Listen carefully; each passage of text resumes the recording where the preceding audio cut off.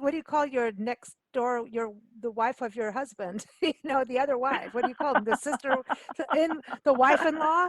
Right. Well, she had to deal with the fact that he had to marry someone else because she couldn't conceive. So he had to marry the sacred bride, so that he could have an heir, that was in the bloodline. They were inbreeding, like the Egyptians. They inbred, and instead of having, strange mutations, they evolved into like an Amazonian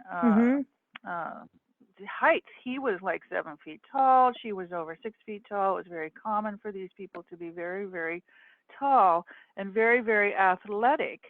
I do think that if they had something, a deformity, they would simply drown the baby. If you walked in the shadow of a chief, you could be clubbed to death for that, and become a human sacrifice.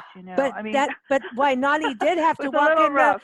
she walked in the shadows of her husband, the warrior Makaha, Yes, when he she did. needed to, and in the, is it Pele? I just put my own spin on how to say the different names, and that's what I love about your book, because that's what brings me home is, a lot of the historical fiction and a lot of the books I read that, when you bring in how people speak and communicate, then you're bringing sense of place like no other.